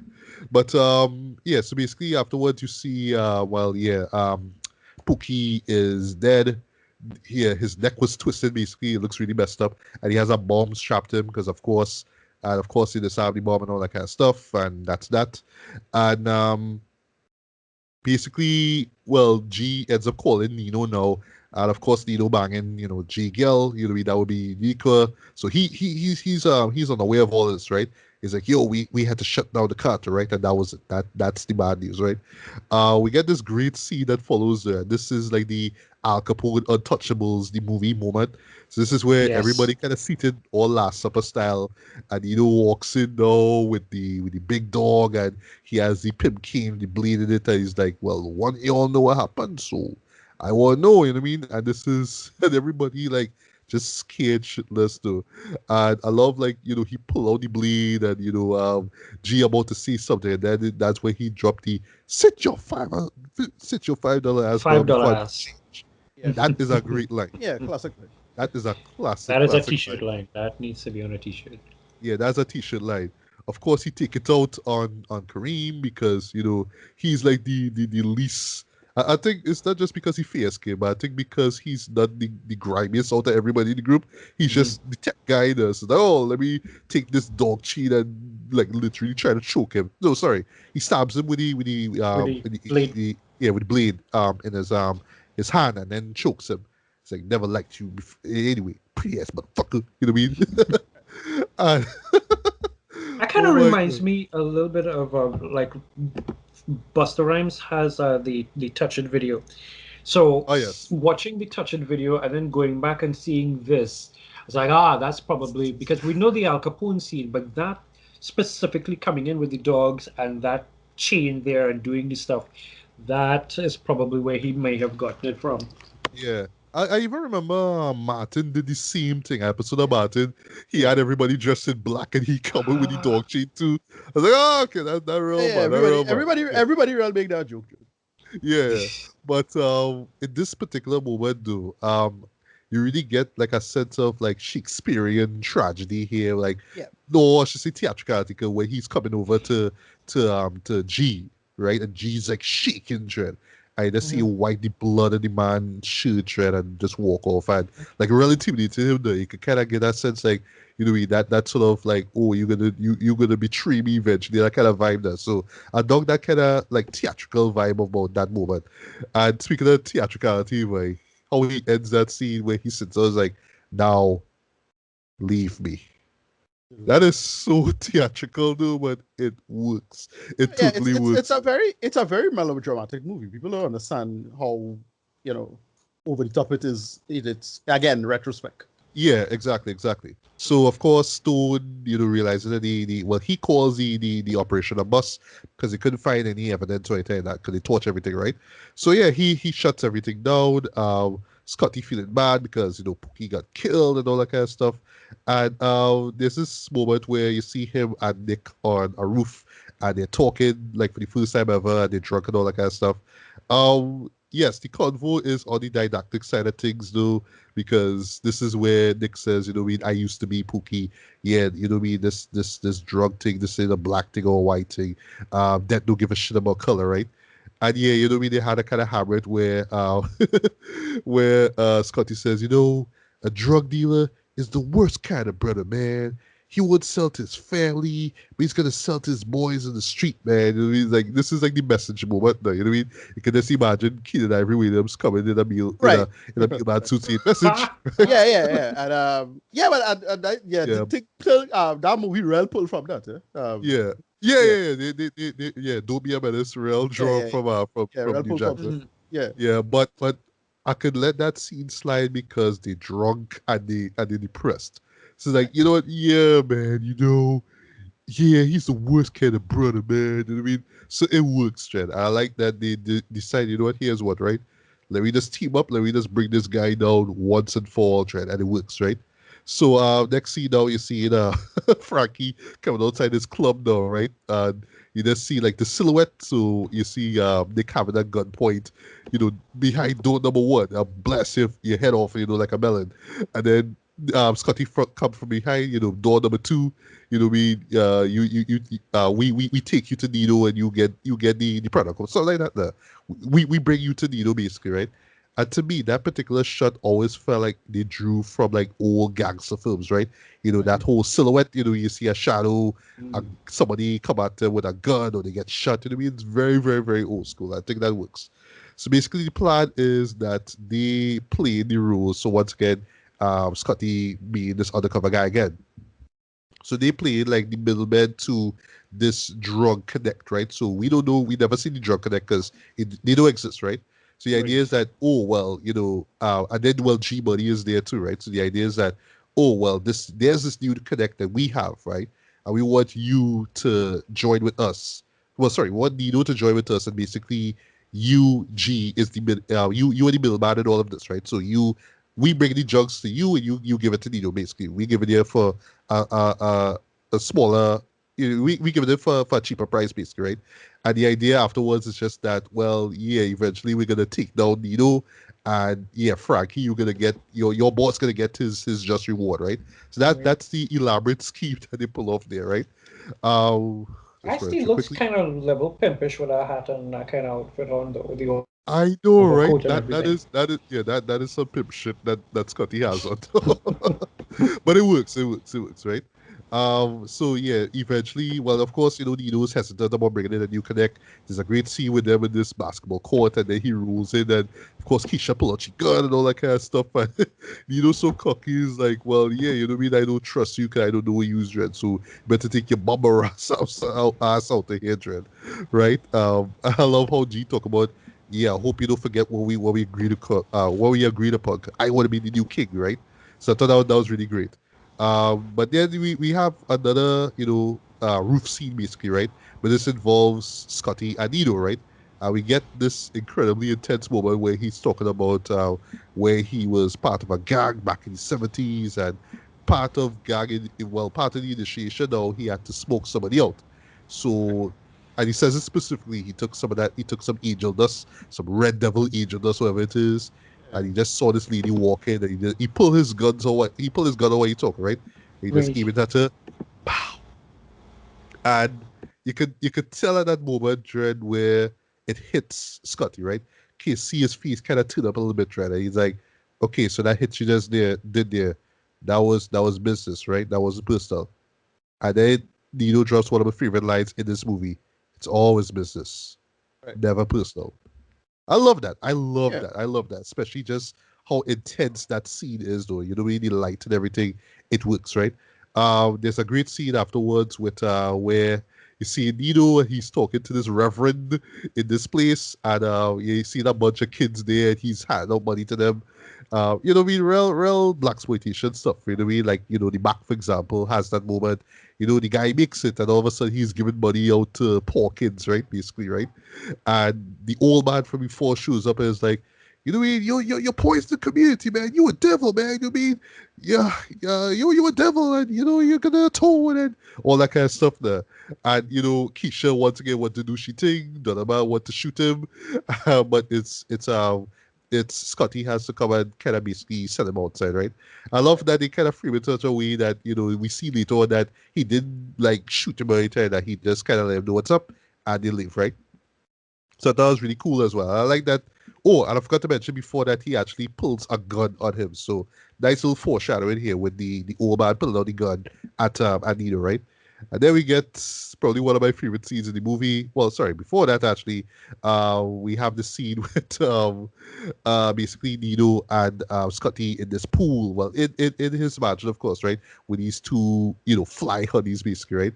And I love how Scotty was smart. He talked about how G Money tried to cut a side deal with me, and Nino's like, oh yeah, you can't trust anybody these days. Right? It's like, don't worry, man, I got your back. With Pearl shrimping him out, right? And then we get one of my favorite scenes. This would be the wedding scene, Trent, right? With Keith Sweat, Trent, who is on the soundtrack, by the way. You know what I mean? I was like, what Keith Sweat in this? You always tend to forget that. But basically, this is a wedding for the Reverend's daughter, right? And what I mean, well, the wedding is done, and the cake and all that kind of stuff, everything's going good. Meanwhile, Rick sneaks into Nino's mansion. Well, this takes place in his mansion, by the way, right? And you see him like cracking the safe, and you see the friggin' floppiness of evidence, and it's just so funny. Like, you're taking his money, he's like, no floppiness, God, oh Lord. And but basically, how they build the tension for the scene is great, because essentially what happens here is, well, Don Abateo's guys, do a hit, right? Yeah, and I love how they just set it up perfectly with the kid who takes the ornament from on top of the cake and she drops it on the step, and then as she's about to leave with her dad, or I think her dad is elsewhere, right? She remembers it, and as she's about to pick it up, you see these two guys by this truck, this black truck, right? Caterers, he realizes, oh shit, it's Don Abateo's man, because one of them is Giganto himself, right? They pull out automatic weapons, they start firing, the girl's dads get shot. And is this moment, like, I'll never forget, like, when it really hit him, what Nino did, Dread. I'm thinking, oh shit, this kid is in the crossfire. Oh, he going to protect the kid. He grabs the kid and then kind of lifts her. So like she's in front of him, like literally like a human shield, Dread. I'm like, real Dread. Wow, you are so Dread. You know that there's parts in like a gangster movie and stuff where you might, I can feel for the villain of this piece. I think I can understand their motivations and stuff. And then you do something like that, and it's like, you know what, shit you. Yeah, boy. You always need a true low point for the villain in the story. He had to have this rock bottom moment, not in terms of his personality, in terms of just his sheer ass. Yeah, you need that. Yeah, and that's a perfect thing. Yeah. That's to show how shitty he is. Yeah. Of course, with Keisha and G Money start blasting. Oh gosh, Scotty is there too, and he ponders shooting Nino, but he's like, you know what? Let me at least protect the kid, because he actually brings the kid back, right? And he starts firing at the guys as well. Nino does this action movie jump. Can you see him like just do this leap backwards though with the gun in the air, like real El Mariachi shit he tried to do. I thought that was funny as well. Keisha goes on like a badass in my opinion, because she's there with the gun like bah, bah, bah, bah, bah, bah. Yes. And then she collect like 5 shots though, and it looks epic. I love it. You know what I mean? And then the guys drive off basically, right? And that's it.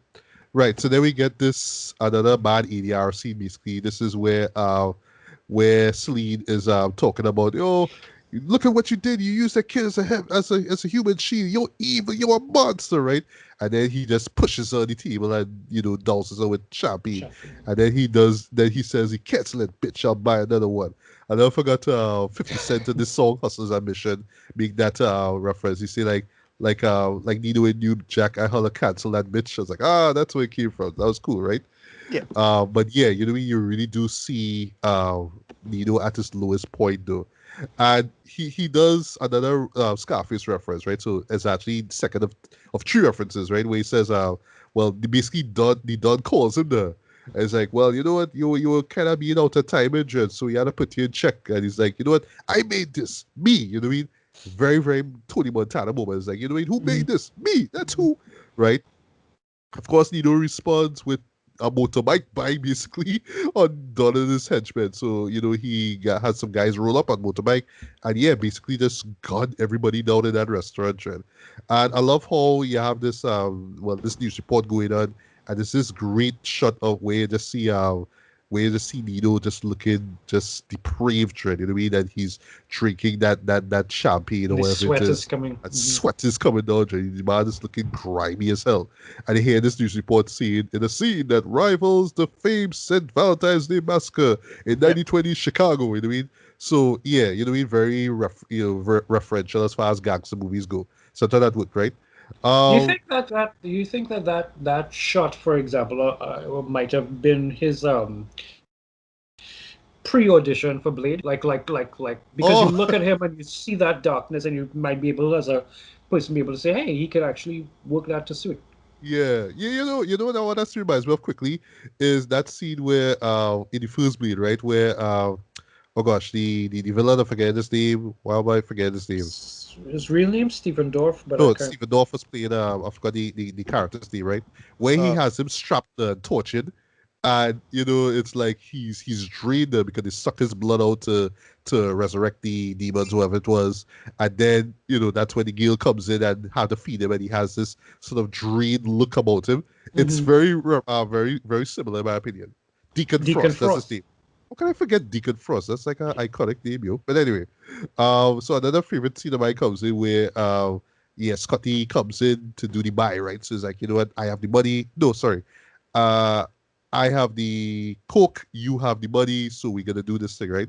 I love how Nino at this point is just paranoid. It's just like, look, I know these boys kinda, but this is business, So yeah, we had our guns on you. Sorry, right? So he kneels down, and as he's about to open the briefcase, Kareem, who's there, finally remembers him from 4 years ago. He's like, "Yo, he's 5'0", man. I know that guy, right?" Right, And then right. this we get a second. We get this well, not second. We get this other action sequence, which actually works. It's more shoot or anything like that. You get the typical rabbit man. And, they had to drive the police car through the doors and all that kind of stuff. Sorry, through the building. That typical 90s stuff there. Uh, move like a boss though, because he put on people in the skies and slicing people throats, all that kind of stuff. But basically, who dies in all of this just so happens to be the Donovan. He actually gets falls, sorry, he gets shot as he's trying to basically kill Nick, right? So he falls to the floor, right? And then Right. as he's about to grab for his gun, Nick pulls his gun and just empties a full clip in it, which I felt was like a very die-hard moment. I was like, okay, you kind of need that point, like we have each other back, right? Really really cool kind of cliche 90s moment, right? And then we get what is in my opinion the best scene in this entire film, and it's just a conversation scene between Nino and G. And I Mhm. remember the behind the scenes, they say how when they read the script, it just didn't feel right to them the way how it was written, so they just kind of acted it out. So when they came on set, they just kind of did their thing, and it just stuck though. Here is where you really feel the Shakespearean tragedy of it all. Like, you know what I mean? We were like brothers, Dred. You know what I mean? Like, I love you, Dred. You like come and stab me by back by having this guy come and betray. Well, sorry, come in between us, right? And it's how G reacts though. You know what I mean? It's like, you know what I mean? Like, you know what I mean? Like, we were supposed to be part of everything, man. You treat me like I was spineless, man. You humiliated, man. You took my girl, man. And it's how real like once again, just be the ass. Like, what? You know, it's all about some hoe, like, fuck a hoe, man. And, but it fits though, because you get the sense that, yeah, they were working for this, they were in it from day one, Jen, and look at all these things that brought them apart, right? But you could see why Nino had to do what he did. So basically, it's like, yeah, you know what? I'm on the run, Jen. Like, there's no turning back for me. But I know how he can make this right. And then he pulls the gun, and he's about to aim it at G, right? G falls to his knees, is like, see me, we all we got. And it's like, I'm my brother's keeper. And is that tear that runs down Nino's face that works for me. And then he says, yes, I am. And yes, no bullet comes out, I understand. I know it's supposed to be a headshot because the way how G's body flies back, it's not to the torso, it's a headshot, right? But you don't see the bullet hit, right? So once again, budget again. But just the act, this is like, if they had that one moment, it would have been a full 100%. But for what we get here, this is pure 95% level greatness, in my opinion. Just the acting, the emotion between the two, and just elevating the material, right? Not just some gangster film, but more of like some sort of Greek tragedy, which is what both actors were aiming with the scene here. Y'all have any thoughts on that particular that final scene with G Money? For me, the thing for me that took me out was, okay, like when he pushes him off and then he pulls the gun on him. I'm expecting him as he hugs him and the tears there. He's going to kill him. But I firmly expected him at that point in time to kind of just ram a knife through him or something. Very Julius Caesar, very Shakespearean, very, that kind of tragedy. Yeah. So, I mean, like, I get it. I get that whole ending bit there with "Am I my brother's keeper?" and the headshot, because obviously gangster film. But for me, I felt like it could have maybe been a little bit more poetic. That as I'm hugging you, the knife goes in and just turns it there, or he shoots him or something like that, and then separates. So that was the part for me that was like it was up on a mountain, so to speak, and then Right. it sort of dipped. And that Yeah. was it for me. Yeah. It to me kind of felt like, I don't want to say hood politics, like, you did this, so I kind of had to Mhm. do it because it's the street dread, is the law Yeah. dread. This is why I Yeah. had to do. I had to take you out at a gun, that's how, legend will see. I mean, this is what I did. Ricardo, any quick thoughts on that final scene with G Money? No, yeah, it's just again, it's product of its time kind of scene. It's a really good scene for what it is. I remember, oh yeah, this is a good way to wrap this up. All right, no problem. I can live with this. I get at the time, Yeah, but yeah. And you could see the contrast with something like Scarface, for example, where Tony's friend Manny, like when he sees him with his baby sister together, and that just flips him off, and you get that Brian De Palma moment where it's like everything increasing, you get that Shepherd Stone thing, and then he just guns him down. You know what I mean? Just in cold blood. But I like how here it's just like, look, I, I try to reason with G's trying to reason with him, but by now it's just like, no, it's too late. Trey. Like you stab him in the back, bro. Like I had to do what I had to do. But yeah, I love this scene. It's like my favorite scene in the entire movie, right? So we near the end, right? So afterwards, so I love how I call basically he's hiding out at Unicorn's place, right? And yes, ironically, he's watching Scarface. He's watching the whole "Say Hello to My Little Friend," right? If you remember, that's like the climactic moment before he gets shot, right? And yeah, basically Scotty and Nick break inside the apartment. Literally, well, Scotty literally swings into the apartment, and then there's a little shootout that goes on between Scotty and Nino, and it ends with this fist fight basically.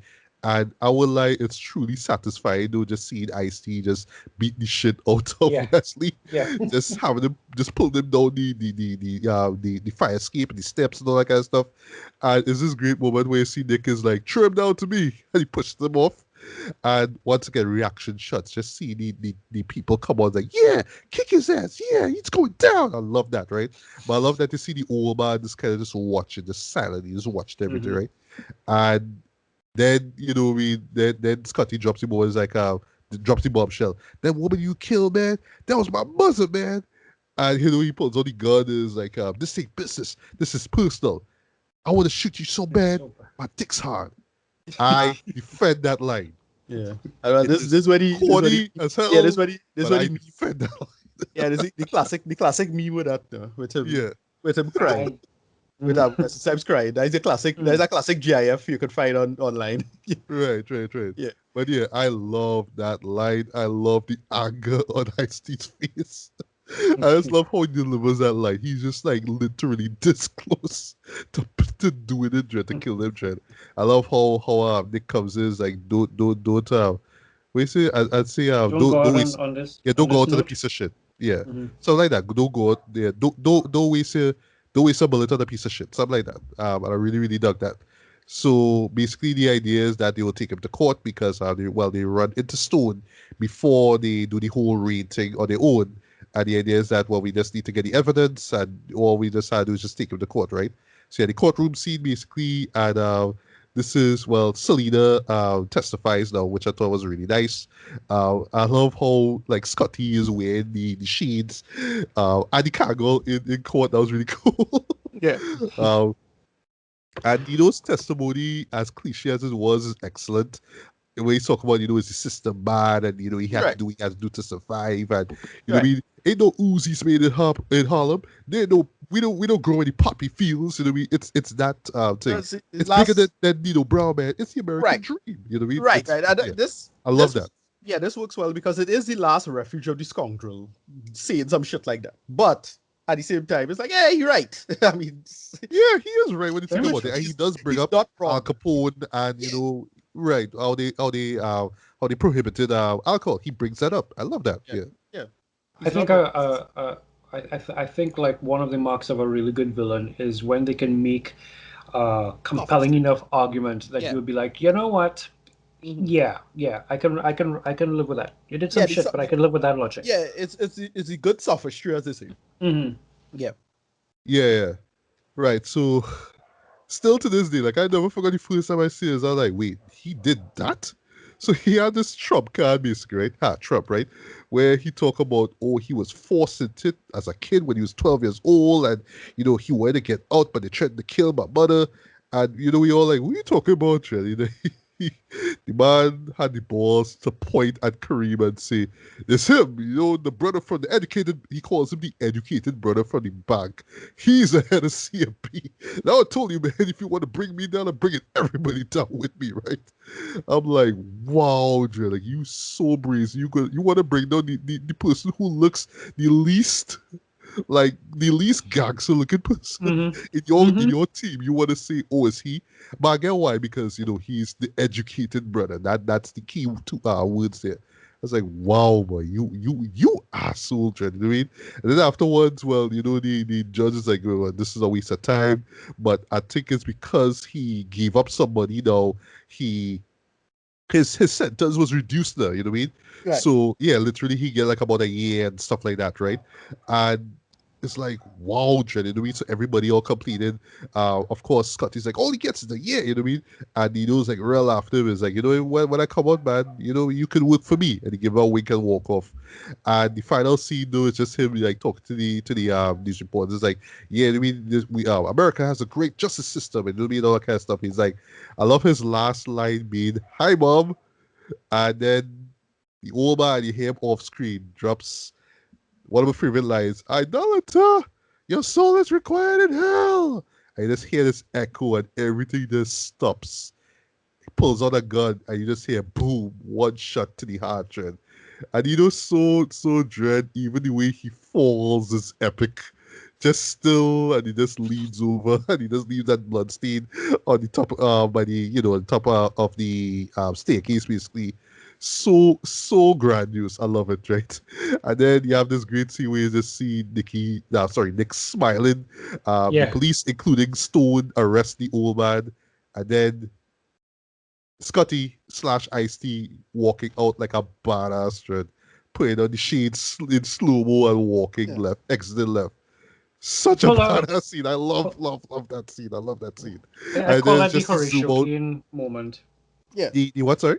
I call it Yeah. the Horatio Kane moment. The Right. Horatio Kane CSI Yeah. Miami Yeah, glasses. yeah, Yeah. yeah. Yeah. Yeah. And then it ends with this great just this zoom out where you see where you see Nino's body like at the floor of Yeah. the courthouse. And yeah, Right. So great way to end this film. Yeah, this movie did a real similar scene to that. What do you call it? Chaff, the 2000 version. Oh yes, yes, yes, Yeah, yes. yeah, Somebody getting killed in court, kind of thing. right. Yeah, And he kind of get away, kind of thing, kind of yeah, bullshit. Yeah, yeah. So in closing, you know, it's this is one of those movies that yes, you can look back and be like, yeah, it's a product of its time. You know what I mean? The music, the dialogue, the catchphrases, and all that kind of stuff, the costume, the music, all that kind of stuff.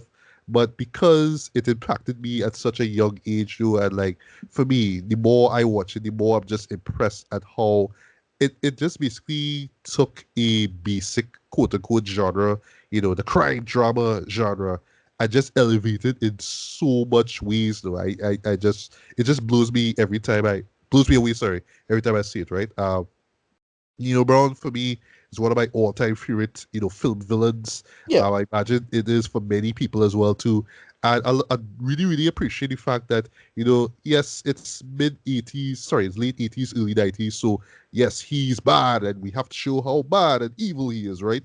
But there Mm-hmm. is a nuance to everything he does. There's a certain reasoning and intelligence behind everything he does, even right down to Bob rushing a whole apartment complex just to sell drugs, right? There's a level of that in his character trait.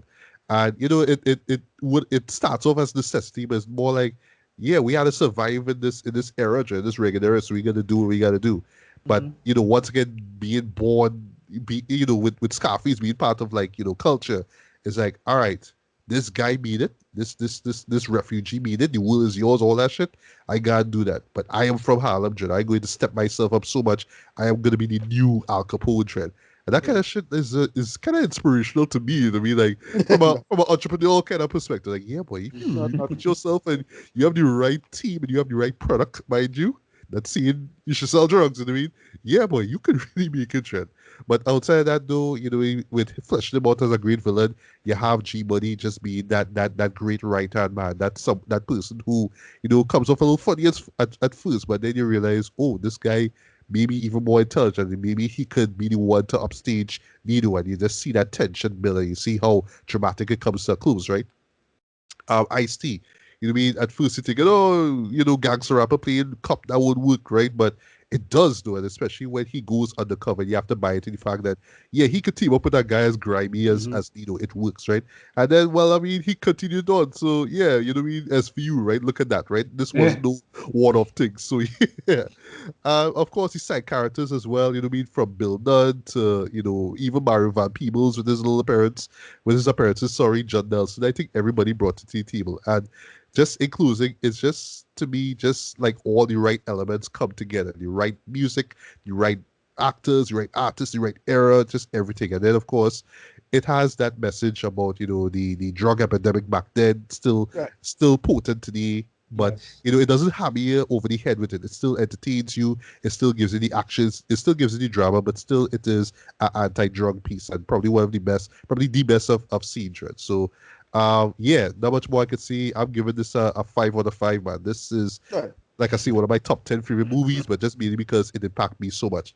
Last thing I want to say, though, well, how I did with the intro, just hearing "I'm Dreaming" at the very end of the movie, first time blew me away. 'Cause I was like, I grew up on this song. I love this song so much, and yeah, that song still stands up to, in my opinion, even though, yeah, it's very detailed and all that. And just Right. having the guy who sung the song be in the film as well too. What I mean? That works for me. But yeah, I love, love, love, love this film. I'm gonna be watching this film years from now. I'm gonna be showing my kids this, and I mean, last thing I want to say before we get to your final thoughts and rating, we were hearing through the grapevine that they want to do a remake of this. Mm. Don't, Really? do not remake this film. Oh Yeah, boy. I'm not sure. I'm not This sure is how. meant to be a 90s film. It's Yeah, in the title, New Jack Swing. That style of music doesn't exist again. It's about the era. It's about the time. What's the point of remaking that? Like, like I was fair towards the Superfly remake, right. but still the original Superfly is great because it was a product of the time when it came out in Mhm. '72, right? But don't remake New Jack City, please. This is a classic. People love this film. I love this film. Leave it as it is, now, please. That's all I have to say. Ricardo, final thoughts and rating on New Jack City. Yeah, as I say, it's a movie I just missed, so I didn't get into it as much as other people. But yeah, it's a pretty good movie for it is. Wesley Snipes holds it as the central, figure of the story, and yeah, it's just a good product at its time, as I mentioned. I'm not sure, doing a remake will work at all. It For the amount would. of time, I can't see it working. And well, the next movie we're going to talk about is exactly why, right? Yeah. We'll Yeah. find out why, right? So Right. yeah, it's one of those things that just I do. Again, I'm not hooked into it as much as you did, because but it's more because I just didn't see it at the right time, kind of thing. It's just that. But yeah, that's it. Right. But any rating, Yeah, no, whatever out of I 10? give it I give it a pretty high score, like a 8 out of 10. It does work for what it is. It could be Right. watched, enjoyed. It's entertaining. Yeah. Um, yeah, And so much memorable dialogue, boy. So much memorable scenes, so much memorable characters, right? You know what I mean? Yeah. Tracy, last words of rating on New Jack City. Last words. I'm gonna go back to something that I scribbled down here from that fight scene, where the final fight scene where Ice-T's character says, you are gonna wear this, and he pulls out a, a, Oh, a chain one of that those Nino blackness has. medallions. Yeah. It's Yes, like and you wear this, and man. you're gonna do Poison this your and people. sell Poor poison. excuse for a brother. Yeah. That for me, like if I had to say that the movie had a subtext, I love that bit of it. I love that bit of it because that is the same kind of horror story that you're still dealing with today. Where the guns. Well, let's remove drugs and put guns because we know what kind of scenes we have here.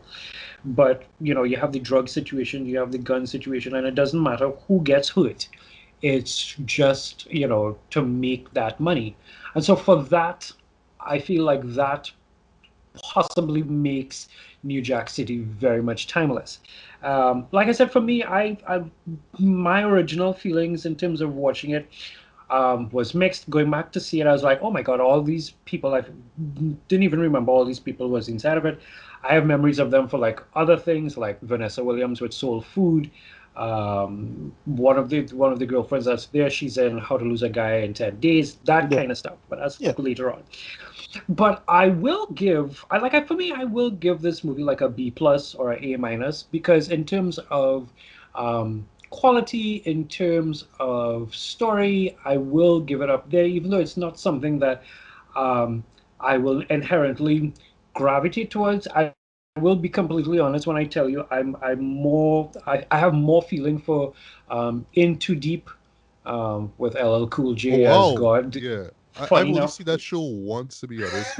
Right. I liked it. It, No, I just it's never it, got it's around been to a while. rewatching it. Yeah, it Yeah. had stuff It's like it had stuff like oh god, the oh gosh, 187 with Deep Cover, stuff like that. Other Oh couple. yeah, yeah, yeah, yeah. Yeah, Right. it had, I That think that it had movie other. was great. That movie was grimy as hell though. Deep Yeah, cover. exactly. It had Yeah. it, that's the that's another problem with whole scene onto yeah.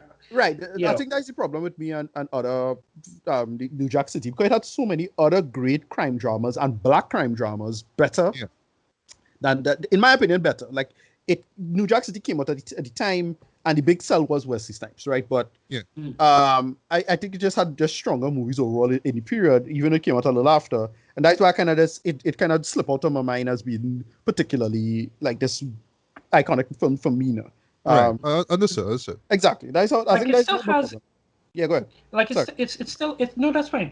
It still has its place and like I will give it its due. I will give it its due and give it its honor. So Right. which is why I will give it like a B plus A minus kind of something. But yeah, and to think that this is the first actual film from Mario, a name that I haven't thought about in years. So to go back and be like, oh my God, Solo. Mario Van Peebles, Yeah, Solo. you That's all Yeah. know, I know. Yes. Solo. Solo. Solo. as a Yes. height. Yeah. And Yes. you also make a black western called Pussy, which was Yes, I I. remember. That was Yeah. pretty good. Yeah. Oh, That's dude. pretty Yeah. Yeah. good. So that's But it for yeah. me. Yeah, but just to close in terms of Mario, yeah, this was a truly impressive debut, in my opinion. I would say one of the best debut films ever, in my opinion. And yeah, we just following in the footsteps of his dad. Especially in terms of black exploitation, but just kind of making something for that era. You know what I mean? And yeah, I mean, this movie's timeless in my opinion, but imagine for some this would just be one of those, just throwback films you watch, like, oh yeah, let's watch something from like the early 90s, like say, House Party or Jungle Fever, right? I just put this on. You know what I mean? And on the subject of that, feel free to let me know what your thoughts are on the film if you've seen it. Is this movie one of your favorites, or just one like, what I mean? It's when it's on TV, I'll watch it, right? One of those things, right? But yeah, just throwing out that tooth, that happy tooth anniversary basically to this movie here, and yeah, let's just see the next 10 years if how it will be received, right? Hey, this is Matthew Bailey, and I hope you've enjoyed this segment of the BS Beats and Bailey podcast. If you'd like to hear the full episode, hit on my link tree. On the other side of my head are 2 videos you can check out. Like this video if you like it, feel free to subscribe and hit the bell as well. Thanks for listening, and until the next one, take care. Peace.